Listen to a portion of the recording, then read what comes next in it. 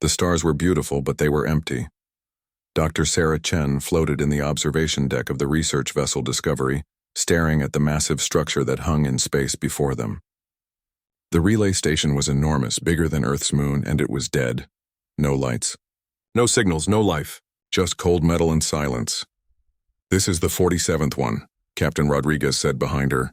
His voice was tired. 47 relay stations, all abandoned. All silent. Sarah pressed her hand against the cold glass. 3 years they had been jumping from star to star, following the network of ancient stations that stretched across this arm of the galaxy. Someone had built them. Someone had used them. But now there was nobody. "The galaxy should be full of voices," Sarah whispered. "We should hear them talking, singing, broadcasting. Instead, there's nothing, just us shouting into the dark." The Discovery had found the first relay station near Proxima Centauri in 2845. Humanity had celebrated. Finally, proof they were not alone in the universe. The station was old, millions of years old, but it still worked. Its systems hummed with power from some unknown source. The computers held data, so much data that human scientists were still trying to understand it all. But there were no aliens. No messages saying hello, just empty stations floating in the void. "Dr. Chen," a young voice called from the research lab. "You need to see this." Sarah pushed herself through the zero-gravity corridor to the lab. Marcus Webb, a communications officer fresh from Earth, was staring at his screen with wide eyes. He was only 23, young and excited about everything. Sarah had been like that once, before the empty stations had taught her what silence meant. "I found something in the station's main database," Marcus said. His hands shook as he pointed at the screen. "It's a message. Actually, thousands of messages, all saying the same thing in different languages." Sarah looked at the translation software working through the alien text. Slowly, words appeared in English. "Stay silent." "They listen." "Stay silent." "Survive." The message repeated over and over, in hundreds of different alien languages. Some of the text was billions of years old. Other messages were more recent, maybe only a few million years old. But they all said the same thing. "What does it mean?" Marcus asked. "Who is listening? Who are they hiding from?" Captain Rodriguez had followed them into the lab. He read the message and his face went pale. "Send this to Earth immediately. The Council needs to see this." Over the next 3 months, the Discovery found more messages. They were hidden in the deep files of every relay station, buried like secrets. The aliens who built these places had been afraid, very afraid. They had created something called the Silence Protocol. Sarah pieced together the story from fragments of data. Long ago, the galaxy had been loud. Hundreds of civilizations had talked to each other, shared knowledge, and built great things together. The relay stations were part of that network. But then something had happened. Something terrible. The civilizations had gone quiet one by one. They stopped broadcasting. They stopped building new stations. They hid themselves on fortified worlds and implemented the Silence Protocol. Any civilization that made noise, that sent out signals that made themselves known, they disappeared completely, not destroyed, but consumed, erased. "There's something out there," Sarah told the Council during a video call to Earth. "Something that hunts civilizations. It finds them by their electromagnetic signals, their broadcasts, their noise. Every species that survived learned to stay hidden and stay quiet." The Council members looked at each other. Director Park spoke first. "Dr. Chen, humanity has been broadcasting into space for over 900 years. Every colony, every ship, every station sends out signals. We've been making noise this entire time." "I know," Sarah said quietly. "That's what worries me." Marcus Webb couldn't sleep that night. He kept thinking about the messages. Stay silent, survive. It seemed so wrong to him. Humanity had spent centuries reaching for the stars, searching for friends in the cosmos. Now they were being told to hide and be quiet like frightened children. He went to the communications room. The big transmitter sat in the center, capable of sending messages across light years. Marcus sat at the console and stared at it. "Don't even think about it," Sarah's voice came from the doorway. She looked exhausted. "I know what you're thinking. You want to ask them?" "Ask who?" Marcus said. "The hidden ones. The survivors. They're out there somewhere hiding in their bunker worlds. You want to send a message asking them what they're afraid of." Marcus nodded slowly. "We deserve to know. Humanity deserves to know what's hunting us." "Marcus, they stayed quiet for a reason. Maybe, Marcus said, but staying quiet means staying afraid. Is that how humanity survives? By hiding, by never making a sound? Sarah closed her eyes. She was a scientist. She wanted answers too. Every fiber of her being wanted to know what was out there in the dark. But she was also smart enough to be afraid. It's not your decision to make, she finally said. The council will decide. 6 months later, the council made their decision. Humanity would continue broadcasting. They would not hide. They would not go silent. If something was out there, they would face it. Humanity would rather die loud than live quiet. Marcus Webb sent the first message into deep space. It was simple. We are humanity. We are here. We are not afraid. Then they waited for an answer. The answer came 3 weeks later, but not in the way anyone expected. Every sensor on every human ship and station suddenly went crazy. Something massive was moving through space, something that bent reality around it. From the dark between the stars, something ancient and hungry opened its eyes, and it heard humanity's shout. The creatures came from nowhere and everywhere at once.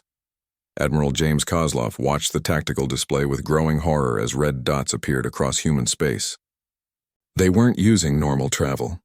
They simply materialized, as if they had always been there, waiting in the shadows between stars. Sir, Proxima Colony is under attack, Lieutenant Ash reported. Her voice was steady, but her hands gripped the console too hard. They're reporting massive biomechanical entities. Nothing like we've ever seen. Send the Third Fleet, Kozlov ordered. Full military response. But even as he gave the order, more colonies started screaming for help. New Cairo, Tau Ceti Station. The mining facilities at Ross 154. All under attack simultaneously. The first images came through from Proxima Colony. Kozlov felt his stomach turn. The entities were massive, each one the size of a city. They looked like a nightmare fusion of machine and living tissue. Metallic segments covered with pulsing organic matter. Tentacles that crackled with energy. Eyes, too many eyes that glowed with a sick green light. What are they doing? Someone whispered. The answer became clear within minutes. The creatures weren't just attacking. They were feeding, consuming. Everything they touched, ships, stations, people, dissolved into streams of matter that flowed into their massive bodies.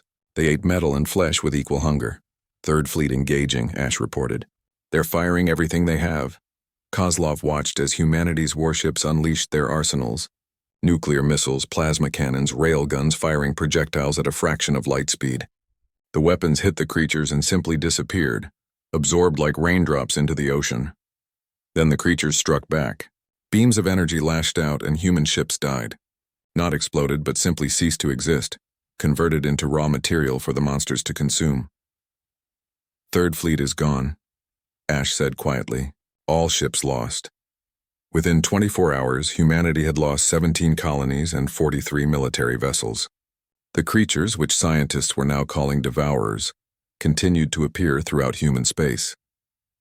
They moved slowly but unstoppably, consuming everything in their path. Sarah Chen worked frantically in her lab on Earth, analyzing every bit of data they had on the devourers. Marcus Webb, now assigned to Earth's defense coordination, brought her coffee and bad news in equal measure. Another colony gone, Marcus said. New Shanghai. 2 million people. Sarah didn't look up from her screens. They hunt by electromagnetic signals. Just like the warning said, every broadcast we've ever made, every signal, it called them to us. Then we stopped broadcasting, Marcus suggested. Too late. They know where we are now. Going silent won't save us. Admiral Kozlov arrived at the lab an hour later. He looked like he hadn't slept in days. Dr. Chen, I need answers. What are these things? Where did they come from? Sarah pulled up her findings. They're old, Admiral. Ancient. I've been comparing their biomechanical structure to data from the relay stations. I think they were created, built as weapons by some long-dead civilization. But they evolved beyond their programming. Now they hunt anything that makes noise in the galaxy. They've been doing it for millions of years. On how do we kill them? I don't know yet. Nothing we have seems to hurt them. Kozlov was about to respond when alarms blared throughout the facility. Sir, incoming transmission, a technician called out. Multiple sources. It's coming from outside human space. The screen flickered to life. Dozens of alien faces appeared. Species humanity had never seen before. Some were humanoid, others were strange and beautiful, and some were almost impossible to look at. But they all shared one expression: anger. One alien stepped forward, a creature that looked like it was made of crystal and light. When it spoke, the translation software made its words harsh and cold. "You fools. You stupid, arrogant children. We have hidden for 20 million years. 20 million years of silence, of caution, of survival. And you called them here with your screaming and your noise. You have doomed us all." Other aliens joined in, their voices overlapping in accusation. "We told you to stay silent." The warnings were clear. Now the Devourers will find our worlds too. You killed the galaxy because you couldn't stay quiet. Kozlov stood tall, his jaw tight with anger and shame. "You're right. We made a mistake. We didn't understand the danger. But hiding in fear for millions of years, is that living? Is that a life worth preserving?" "It is survival," the crystal alien said. "It's cowardice," Kozlov shot back. "And now, we're going to fix our mistake. How? You can't fight them. No one can. They are death itself." Kozlov looked at Sarah, then at Marcus, then back at the screen. A terrible, desperate idea was forming in his mind. "Then we'll be the bait. We'll keep broadcasting, keep making noise. We'll draw every devourer in this part of the galaxy to us. To Earth. To Sol." The aliens stared in confusion. "That's suicide." "Yes," Kozlov agreed. "But while they're busy with us, you'll have time. Time to prepare. Time to evacuate. Time to hide deeper. We brought them here. We'll deal with them. And maybe, just maybe, we'll find a way to kill them before we die."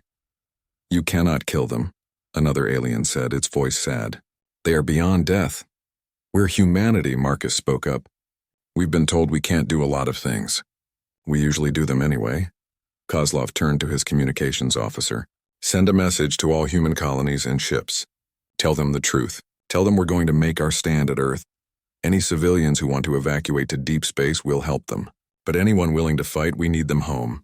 "Sir," Sarah said softly. "We're going to die." "Probably," Kozlov admitted. "But we'll die loud. We'll die fighting. And we'll buy the galaxy time. Maybe that's enough." Over the next weeks, humanity began the largest broadcast in history. Every ship, every station, every colony that still stood sent out signals at maximum power. Music, literature, scientific data, even simple greetings.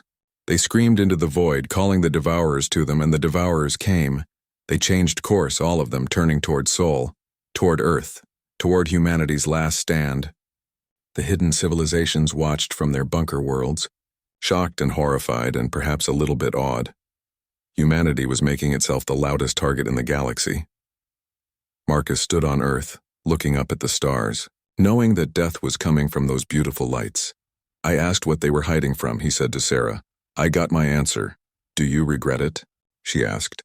Marcus thought for a moment. "No, at least now we know. At least now we fight. That's better than hiding forever." Sarah nodded and took his hand. Around them, Earth prepared for war. Earth's sky turned red with construction. Thousands of ships filled the orbit, from massive battleships to small civilian vessels converted into weapons platforms. Factories that once made homes now made missiles. Scientists who once studied stars now studied how to kill devourers. Every human with hands helped build the defenses. Admiral Kozlov stood in the command center watching the preparations. They had 6 weeks before the devourers reached Sol. 6 weeks to prepare for an enemy that had never been beaten. "Show me what we have," he told his staff. Commander Park brought up the tactical display. "We've evacuated 2 billion civilians to deep space colonies. They're far enough that the devourers might not detect them. Everyone else, 11 billion people, they chose to stay and fight." "Weapons?" Kozlov asked. "That's the good news," Park said. "Dr. Chen and her team have developed something." Sarah entered the command center, her eyes red from lack of sleep but burning with intensity. "We call it the Prometheus Array. Admiral, the devourers are partly biological. They need energy to function, and extreme heat disrupts their cellular structure." "How extreme?" "Star-level extreme. We've built focused plasma cannons that burn at the temperature of a sun's core. They're massive, they consume enormous power, and each one can only fire twice before burning out. But they work. We tested them on devourer tissue samples. The heat destroys their biomechanical bonds." Kozlov felt hope for the first time in weeks. "How many do we have?" 200 arrays positioned throughout the Sol system, and we're building more every day. Will it be enough?" Sarah's face darkened. No. We've detected over 300 devourers heading our way. But it's better than nothing. The next weeks passed in a blur of preparation. Pilots trained for suicide runs. Engineers worked until they collapsed. Families said goodbye, knowing they might never see each other again. Humanity had never been more united or more afraid. Marcus Webb, now a fighter pilot, sat in his cockpit running diagnostics. His squadron was called the Volunteer Fleet. Everyone knew what that meant. They would fly directly into the devourer swarms carrying high-yield explosives, trying to damage the creatures from inside. One-way missions. No one expected to come back. You scared? His wingman, a woman named Rita Chen, asked over the comm. She was Sarah's niece, 25 years old and too brave for her own good. Terrified, Marcus admitted. Completely. But I keep thinking about those aliens hiding in their bunker worlds for millions of years. That's not living. That's just slow death. Yeah, Marcus agreed. Better to burn bright than fade away. The Devourers arrived on schedule. They emerged from dark space like nightmares becoming real. 317 massive biomechanical horrors, each one hungry and ancient and unstoppable. They began moving toward Earth, slowly, confidently, like predators that had never known defeat. Kozlov gave the order. All forces, engage. The Battle of Saturn's Rings began. Humanity's fleets met the Devourers at the outer edge of the Sol system. Thousands of ships against 300 monsters. The space around Saturn lit up with weapons fire, explosions, and dying screams. The Prometheus arrays fired, and for the first time, Devourers burned. The star-hot plasma tore into their bodies, vaporizing the biomechanical tissue. Devourers screamed, sounds that crossed through vacuum and made human ears bleed even through ship hulls. They actually died, their massive bodies breaking apart. But there were too many. For every devourer that died, human ships were consumed by the dozens. The creatures adapted quickly, learning to dodge the slow-firing arrays. They focused their attacks on the weapon platforms, destroying them with precise energy beams. Marcus led his squadron into the chaos. They flew between the massive devourer bodies, dodging tentacles and energy blasts. His mission was to reach a devourer's core and detonate his ship inside it. Going in, he called out. Rita, cover my approach. Copy that, Marcus. Give them hell. He accelerated toward a devourer's central mass, its countless eyes tracking his small fighter. Energy beams lashed out, destroying 2 ships from his squadron. Marcus jinked and weaved, pushing his engines beyond their limits. He could see the devourer's core now, a pulsing mass of organic circuitry. Then Rita's ship appeared beside him, taking a hit meant for Marcus. Her fighter exploded in a ball of plasma. No. Marcus screamed, but he couldn't stop. He had one mission. He armed his payload and aimed for the core. At the last second, he ejected, his escape pod rocketing away as his fighter plunged into the devourer. The explosion was beautiful and terrible. The devourer convulsed, its body tearing itself apart from inside. But Marcus's pod was caught in the blast. Systems failed. He spun into space unconscious, lucky to be alive. The battle raged for 6 days. Earth's orbit became a graveyard. Broken ships drifted alongside dying devourers. The Prometheus arrays burned out one by one. 60% of humanity's military forces died in those 6 days. But they killed 43 devourers. When the battle ended, both sides were exhausted. The remaining devourers pulled back to regroup. Humanity used the time to repair and reload. Sarah worked without sleep analyzing battle data. She had lost her niece, lost friends, lost so much. But in the wreckage of destroyed devourers, she found something important. Admiral, she called Kozlov to her lab. I found it. I found how to kill them all. She showed him her discovery. The devourers were connected through a quantum neural network. They shared thoughts, tactics, experiences instantly across light years.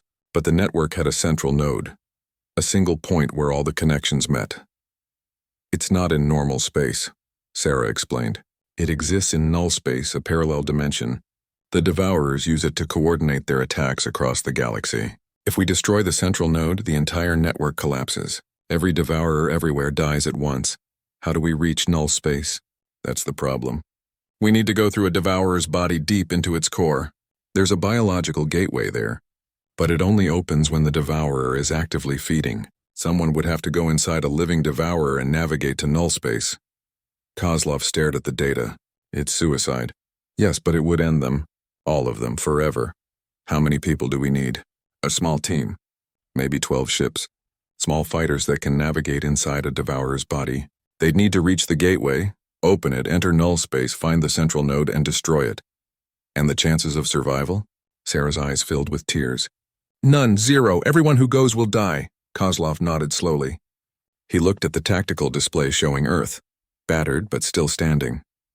He thought about the billions of people who had chosen to stay and fight. He thought about all the pilots who had already given their lives. Start looking for volunteers, he said. Let's kill these things. Marcus Webb woke up in a medical bay 3 days after the battle. His body was broken, but he was alive. When they told him about Sarah's discovery about the mission to null space, he didn't hesitate. I'm going, he said. Marcus, you can barely walk. Then fix me enough to fly. I started this by asking questions. I'm going to finish it. They found 12 pilots willing to go, 12 people ready to die to save the galaxy. Sarah looked at them and saw humanity at its finest and most terrible. So young, so brave, so doomed. We launch in 3 days, Kozlov told them. Use that time to say goodbye. Marcus spent his last days on Earth walking through the parks, eating good food, calling his family. He didn't tell them he was going to die. He just told them he loved them. On the 3rd day, he climbed into his fighter and prepared to enter hell. The devourer they chose was feeding on the wreckage of Mars Station. Marcus watched through his cockpit as the massive creature consumed metal and debris, its body pulsing with absorbed energy.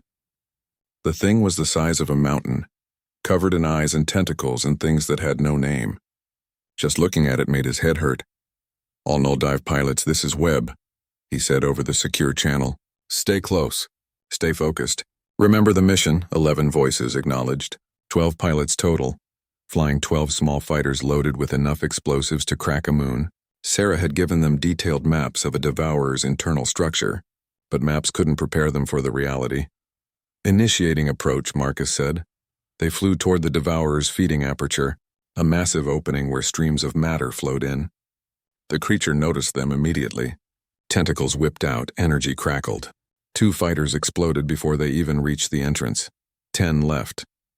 Marcus pushed his engines hard, dodging between the tentacles. The aperture loomed ahead, big enough to swallow ships whole. He didn't let himself think about what he was doing. He just flew. They entered the devourer. The inside was worse than any nightmare. The walls were alive, pulsing with veins of energy and organic circuits. The air, if it could be called air, was thick with particles that made the sensors scream warnings. Biological mechanisms worked everywhere, breaking down matter, sorting it, feeding it deeper into the creature's body. Follow the main conduit, Marcus ordered. Sarah said it leads to the core. They flew through passages of flesh and metal, following the flow of consumed matter. The devourer's internal defenses activated. Antibodies, Sarah had called them, but that was too clean a word for what came at them. They were like white blood cells made of knives and acid swarming from the walls. 3 more fighters died, torn apart by the antibodies. 7 left. Keep going, Marcus said, even though his voice shook. We're almost there. They reached a chamber that made Marcus's mind want to break. It was huge, cathedral-sized, and filled with containers.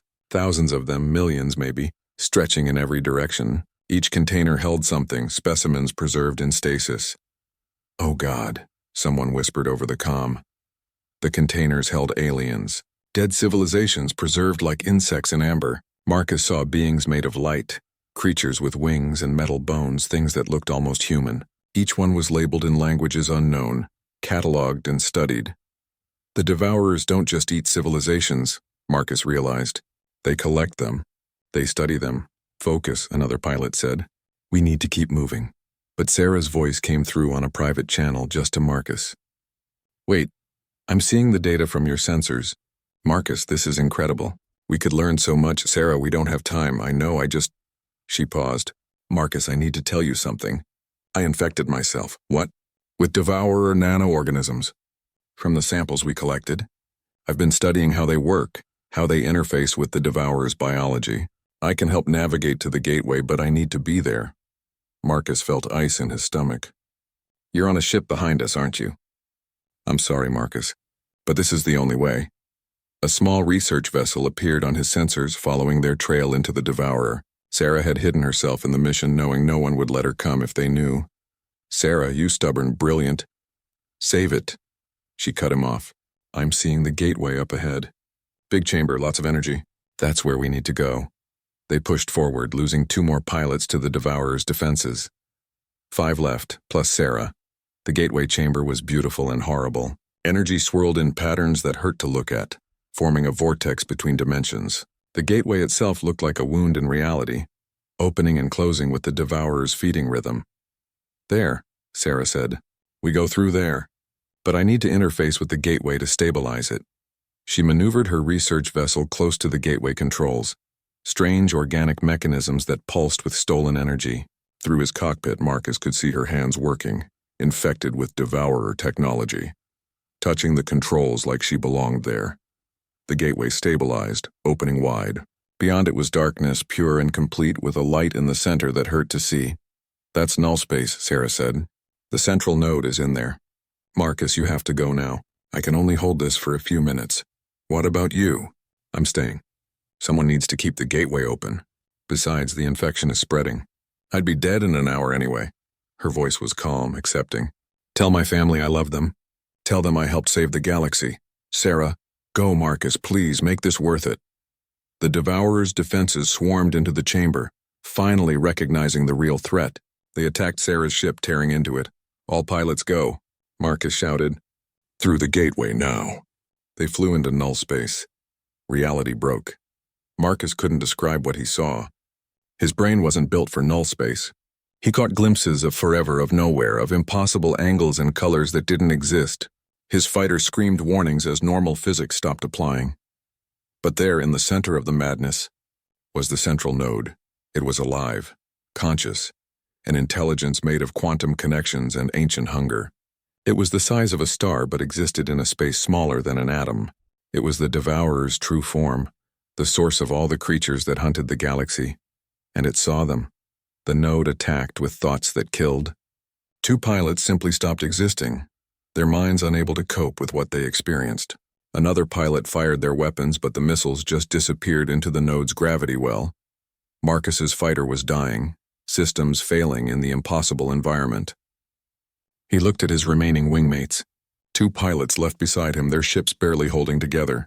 We can't hurt it, one pilot said, despair in his voice. But Marcus saw something. The node was powerful, but it was maintaining billions of connections across light years. It was stretched thin, focused on too many things at once, and right now it was focused on Sarah, still fighting to hold the gateway open in the real world. Fire everything at the same point, Marcus ordered. All of us, all weapons, same target. Overload one connection. Make it collapse, they fired. Missiles, plasma, kinetic rounds, everything their dying ships had left. The node shuddered. One connection broke, then another.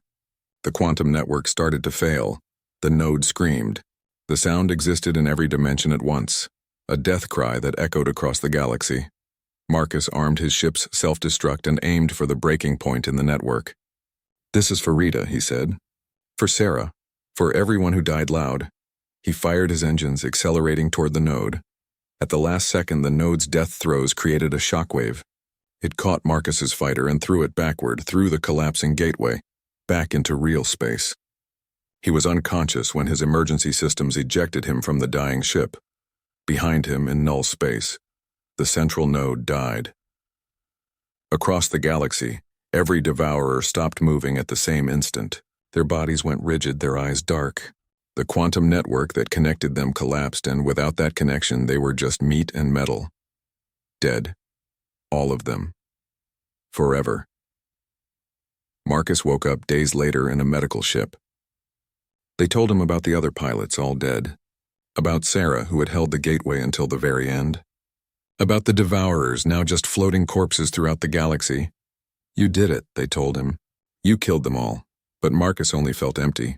So many people dead, so much sacrificed, and he had survived when everyone else had not. Why me? He whispered. Why did I live? The doctor had no answer for that. 6 months after the Devourers died, the galaxy began to wake up. Marcus stood in the assembly hall on Earth, watching representatives from 43 different species arrive. Some came in ships, others appeared through quantum gates. A few existed in forms that needed special containers just to survive in the same room. But they all came. The hidden civilizations were hiding no longer. Admiral Kozlov, now promoted to Supreme Commander of Earth's forces, stood beside Marcus. The old soldier looked tired but satisfied. "Never thought I'd see this day," he said. "Aliens, real aliens, talking to us. They're not happy with us," Marcus noted. "No, but they're here. That's something." The first session of what they were calling the Galactic Conclave began. The crystal alien that had contacted them during the war stepped forward. Its name, translated, was something like Keeper of Silent Memory. It spoke with the authority of one of the galaxy's oldest surviving species. "Humanity," it began, its voice echoing through translation devices. "You were warned. You made noise. You called the Devourers to this sector of space. 17 of our bunker worlds were discovered because of you. Billions of our people died." Murmurs of agreement from other species. Marcus felt shame burn in his chest. They were right. Humanity had been arrogant and foolish. But Kozlov stepped forward. "You're right. We made a terrible mistake. We didn't understand the danger. And yes, people died because of us. But let me ask you something. How long were you planning to hide?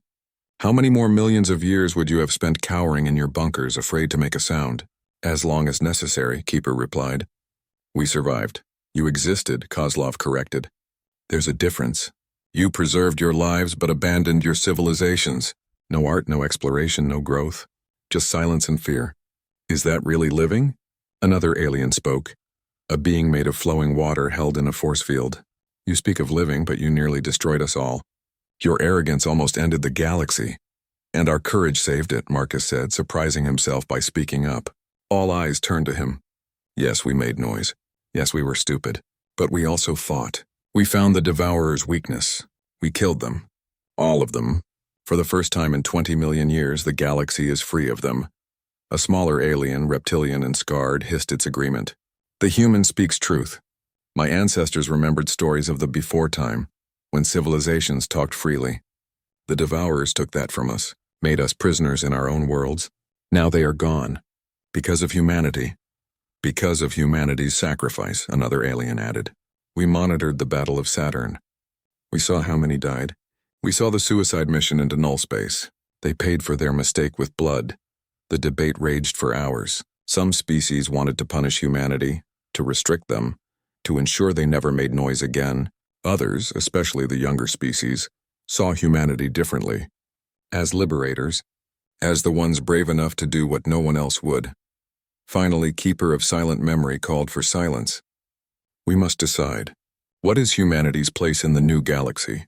An old alien stepped forward, one that looked like a tree made of stars. It had been silent until now, just watching. When it spoke, its voice carried weight. "I am Ancient Observer. My species is older than most of yours. We remember the before time clearly. We remember why we built the relay stations, why we reached across the stars. It was because we believed intelligence should not be alone. We believed in community." It turned its starlight eyes toward Marcus. "The Devourers made us forget that belief. They taught us that survival meant silence. But survival is not the same as life. Humanity reminded us of that truth." "They are loud, yes." "Reckless, certainly.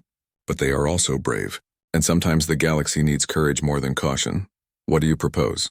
Keeper asked. "I propose we form a true galactic conclave. All species equal, all voices heard. And I propose that humanity be given a place of honor within it, not as rulers, but as guardians. They proved they will sacrifice themselves to protect others. Let them patrol the dark spaces. Let them keep watch. Let them be the ones who make noise so the rest of us can live without fear." The chamber erupted in debate. Some agreed. Others protested.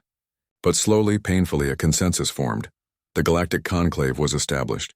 Humanity was given membership and responsibility. They would be the wardens of the galaxy, the ones who watched for new threats, who investigated dangers, who stood between the darkness and the light. "But know this," Keeper said to Kozlov and Marcus. "We will be watching you as well. You saved us, yes, but you also showed us what humanity is capable of.